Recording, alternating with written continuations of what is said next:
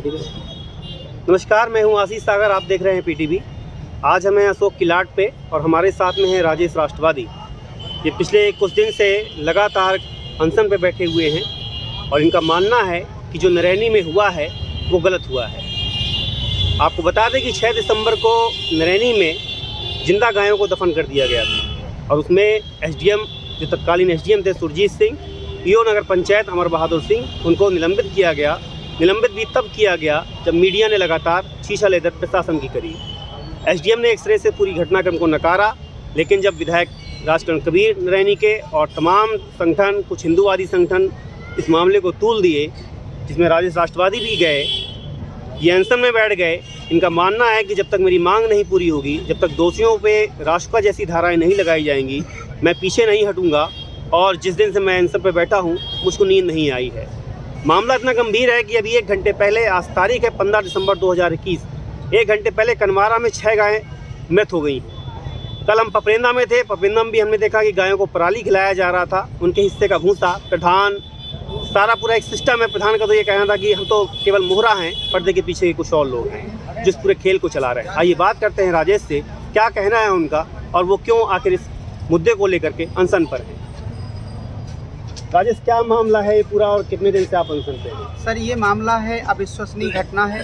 पहले जब Facebook WhatsApp में चल रहा था तो हमें भी भरोसा नहीं हुआ था, लेकिन जब हम यहाँ से 7 दिसंबर को नरैनी पहुँचे और नरैनी में वहाँ पर श्री विनोद दीक्षित जी हैं, उन्होंने देखा कि वहाँ आंदोलन चल रहा है और कम से कम जो शासन प्रशासन के द्वारा योगी आदित्यनाथ जी ने जो आदेश दिया था कि एक भी गाय हमको सड़कों पर नहीं दिखाई देना चाहिए, उसी का पालन करते हुए यहाँ के शासन प्रशासन के द्वारा, और सीधे सीधे मैं कहूँगा कि नरैनी के एसडीएम ने बाकायदे वहाँ आसपास के गांवों से सारी गायों को इकट्ठा किया और उन लोगों ने बताया है, स्थानीय लोगों ने मौके पे, कि 9 ट्रकों में भूसे की तरह गाय भरी गई हैं और उसके बाद नरैनी से ले जा करके वहाँ कालिंजर के पहाड़ी खेरा में जीवित गायों को दफनाया गया है।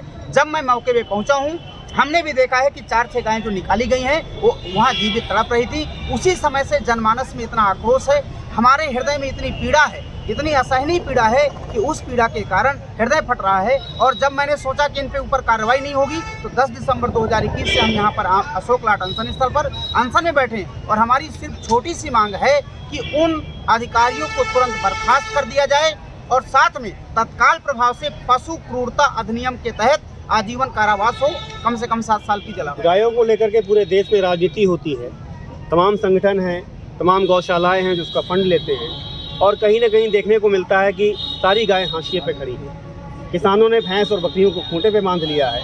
किसानों की वेदना ये है कि सरकार की नीतियां ऐसी हैं कि हम गाय नहीं पाल सकते। हाईवे पे गायें जो है आज मरने को मजबूर है। क्या कारण है कि एक हिंदू राष्ट्र में, आप अपने आप को राष्ट्रवादी भी लिखे हुए हैं, जी, एक हिंदू राष्ट्र में अगर गाय की हत्या होने लगे तो क्या हिंदू समाज को जीने का हक है या हिंदू संस्कृति से गर्व किया जाना चाहिए? तो सर, मैं यही बात कहना चाहता हूँ कि जिस तरह से गाय माता हिंदू धर्म की मूल आत्मा है, मूल आस्था है, इस आस्था में इतनी बड़ी आँच आई है, वो भी योगी आदित्यनाथ जी के राज में, जो गोरखपुर से अपने आप को बताते हैं कि मैं गौरक्षक हूँ। मैं कहना चाहता हूँ कि इतनी बड़ी घटना, इतनी बड़ी दुर्घटना, इतनी बड़ी निर्ममता और क्रूरता की सभी हदें पार करने वाली घटना शायद मुगलों के शासन में भी नहीं हुई। और मैंने अपनी आंखों से देखा है कि जो वहाँ अतर्रा में भी कान्हा गौशाला बनी है, पिछले साल में गया था, कई वहाँ गायें हैं जिन गायों को गौशाला के अंदर जीवित तड़प रही हैं, पीछे से कुत्ता नोच रहे हैं। और मैं सच बता रहा हूँ, मेरे साथ 50 छात्र भी गए थे, उन लोगों ने देखा है कि गायों की जीवित गायों की आंखें कौवा खोल रहे हैं। इस तरह की घटनाएं सभी उसमें हो रही हैं, जिले के सभी गौशाला में। और मुझे तो ये लगता है कि इनका पाप का घड़ा फूटना था तो वो फूट गया। ये घटना एक अकेली घटना नहीं है। इस तरह की घटनाएं कम से कम 1000 गायें हैं, उसमें से 40 सामने दफनाई गई हैं, लेकिन पीछे भी 150-200 गायें दफनाई गई हैं जंगल में, जो अभी हमारे सामने सच नहीं आया। अभी कल की खबर है कि पूरे चित्रकूट मंडल में जो 4 जिले हैं, गायों के ऊपर 70 करोड़ रुपए खर्च हुआ है। 1 अरब से कुछ रुपया कम। जी, 70 करोड़ रुपए आप गाय के ऊपर खर्च कर देते हैं। बुंदेलखंड एक्सप्रेसवे बन रहा है, उसमें हजारों करोड़ रुपए आप खर्च कर देते हैं। एक्सप्रेसवे बनाने के लिए आप 1,90,000 पेड़ काट देते हैं और भी तमाम प्रोजेक्ट आप कर रहे हैं। आप डिफेंस कॉरिडोर कर रहे हैं। आप झांसी में अभी जो है झांसी किले में जाकर के आपने सेना के साथ में मुगालता किया। आप रिवर लिंक लेके आ रहे हैं जिसका 45,000 करोड़ रुपए का आपका बजट है।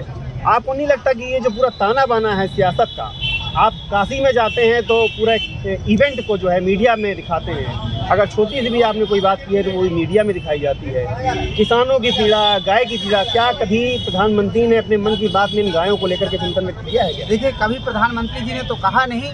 योगी जी सिर्फ और सिर्फ, मैं गारंटी से कह सकता हूं कि सिर्फ ये दिखावा है। अगर इनके अंदर मानवीय संवेदना होती तो जब मैं लगातार 2 साल से हम लोग यहाँ पे लगातार ज्ञापन दे रहे हैं, प्रेस विज्ञप्ति दे रहे हैं, और जब इनको आगाह किया गया था कि गौशाला के अंदर एक मृत्युशाला बन गई है, वहाँ गाय भूख से, प्यास से और ठंड से मर रही है, तड़प रही है, तब भी इन्होंने ध्यान नहीं दिया। और उसका प्रमाण आपके सामने है और सामने सच आ चुका है। मैं ये कहना चाहता हूँ कि ये कुछ भी करते, चलिए नाली शौचालय बनवाते नहीं बनवाते, जो काम नहीं करते, लेकिन इनका मेन जो मुद्दा था गाय का मुद्दा था, और गाय के नाम पे सरकार बनी। इसलिए हमारे अंदर आक्रोश है कि हम लोगों ने गाय के नाम पर वोट दिया था, और अगर गाय ही मर रही है तो एक तरह से हिंदू धर्म की आत्मा मर गई है, और अगर हिंदू धर्म की आत्मा मर गई है तो इन सरकार को, इस माननीय योगी आदित्यनाथ जी को मैं गारंटी से कह रहा हूँ कि हम उसी तरह दफन करेंगे जिस तरह से इन्होंने जीवित गाय को वहाँ कालिंजर में दफन किया है। आपको क्या ये नहीं लगता कि जो किसानों की यहाँ पे दुर्दशा है उसका एक बड़ा कारण गाय की एक बददुआ या हाय भी है?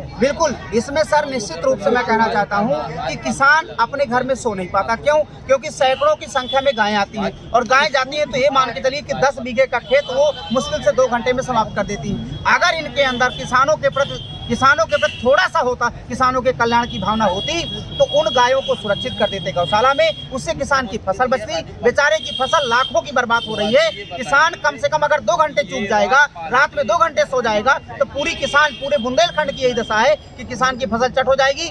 दूसरी बात, गाय गौशाला में मर रही है, और जो गाय जो सड़क में है उससे गाय तो मरती है एक्सीडेंट में, आपने देखा 10-10 गाय, 15-15 गाय एक दिन में मर रही है, लेकिन उससे दुर्घटना में आदमी भी बहुत मरता है। गाय जब वहाँ मर जाती है तो उस इतनी अनाप शनाप बदबू होती है कि जनजीवन पूरी तरह से अस्त व्यस्त है। ये हमारे साथ राजेश थे जिन्होंने अपनी एक पीड़ा बताई है कि किस तरीके से पूरा एक गाय को लेकर के जो सरकारी नकारापन है वो पूरे प्रदेश में है, देश में है, और खासकर बांदा में है।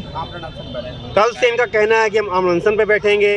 अब देखना ये होगा कि एसडीएम नरैनी और ईओ निलंबित हो गए हैं, उन्हें बर्खास्त कब किया जाता है, और जो मौजूदा हमारे पीएम हैं अनुराग पटेल, उन पे भी क्या कोई किसी तरह की प्रशासनिक कार्रवाई होती है? अगर नहीं होती है तो इसके पीछे का जो खिलाड़ी है उसका पर्दा कब तक फाश होगा? धन्यवाद।